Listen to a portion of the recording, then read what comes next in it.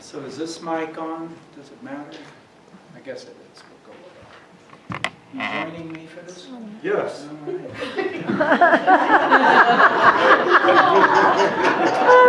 As I was saying, You take the first part.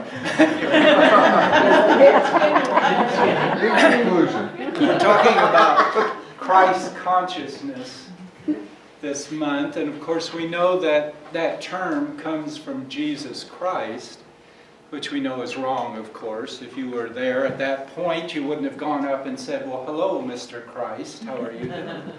Because Christ is a title that's used, and it means the anointed one. You see, anointing has been something that humankind has used for a long time to either symbolize or actually to transfer power.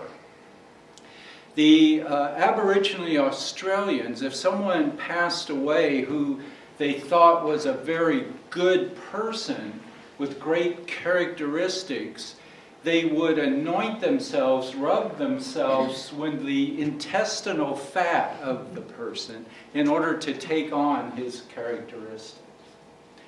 I tried to think of how that might have developed, and I stopped. In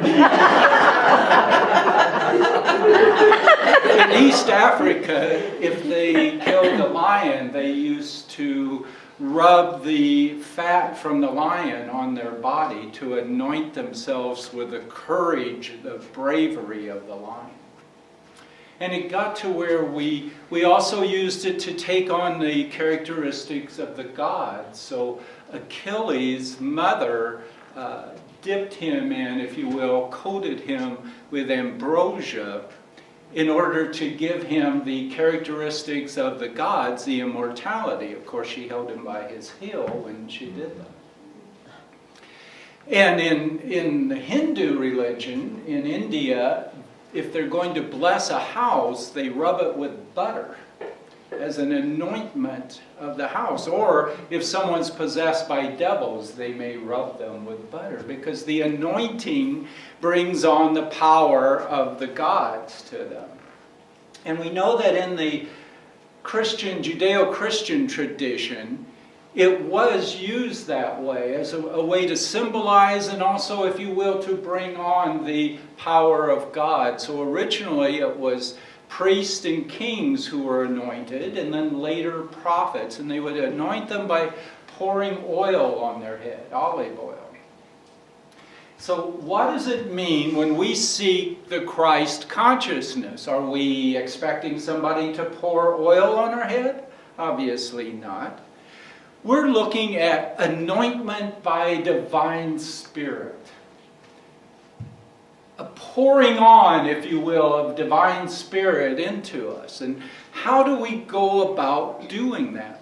Because you see, what we do, I don't think any of us can explain why, but when we come into this life, we are playing a role. I don't know if it's a role we decided, somebody decided for us, but we have a persona, the Greek for mask. And we have these characteristics, and we develop them over time. You know, we could be brave or timid or smart or dumb, or all of these characteristics that we have and we develop. And, you know, we play games as kids. We role play all the time. But what makes this one so uniquely different is that divine spirit plays the game with us. That's what happens, is we are playing this role, but it's so much better because divine spirit plays with us.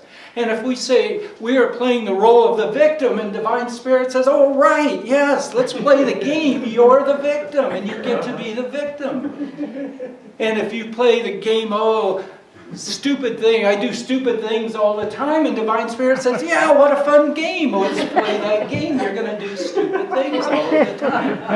And that's the role that we are playing. We come into life, we're playing that role, we develop that role, we have all of these, each unique characteristics, except there's another characteristic that we all have, another aptitude that we all have, and that's the ability to see the divine light.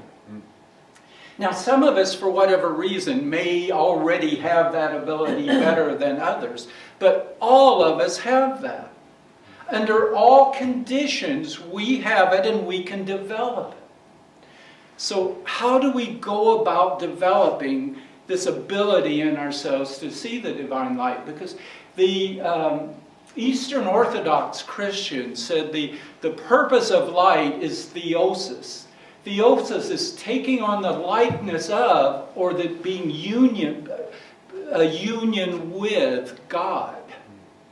But to get to theosis, we need theoria. Theoria is the beholding of God. So we have this ability to see the divine light, but we have to get to that. We have to develop that because we're immersed in our role in this pretending. So how is it that we get to theoria, to see the divine light?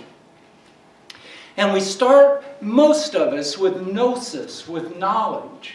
You have to figure out, what the heck am I looking for? Where do I even look? If you're going to look for something, you first have to know something. What am I looking for? And we get gnosis through studying, through taking classes, through readings, through all sorts of ways of searching out knowledge. But we must understand divine truth is never there. You're never going to get divine truth. If somebody says to you, you take this teaching from me and that's divine truth, then they are blind. Because you cannot get it from this knowledge out there. It can lead you. These are guides. They can be very necessary. You've got to learn what it is you're looking for, where to look. But eventually, the disciples said to the Master Jesus, where is the end? Where is all this going? Where is truth? And he said, why are you looking for the end? Have you seen the beginning in yourself? Because divine truth is only in us. So we must start there. We've got to see it. We've got to know what we're looking for. And this is an individual thing. That's why you've got to search. You've got to prepare yourself. You've got to get yourself where you know where you're going with this.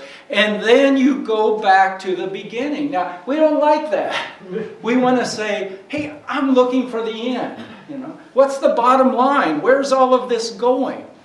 But truth is in the beginning. And why is that?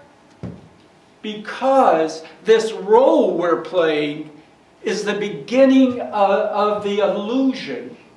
See, and that's what we have, this illusion of separateness. We have an illusion that there's two paths that we go down. And one of those paths is a physical path. And one of those paths is a spiritual path. And we're into both of them, but they're separated. Maybe we think we can reach across periodically. But this division is the illusion. We go back to the beginning, because in the beginning there was the divine light, and that divine light we were part of, and we chose to play the game, and we chose to participate in the illusion of separateness. And then we say, well, yeah, but do I go back in time to the beginning? How do I go back in time to the beginning? As the man asked Jesus, do I go back in my mother's womb? And this is where we begin to see the light of theoria, the beholding of God, when we can get to this place and say, guess what? People say, today is the first day of the rest of your life. But that's not even it. This moment, this second, is the beginning of everything. And that's where the truth lies. That's where the beginning is. And the reason is because that illusion is not permanent. That illusion, remember, illusion is not permanent. Why does it last? Because we recreate it every single moment. That every moment, we redecide, I'm going to play the game, I'm going to be in the illusion.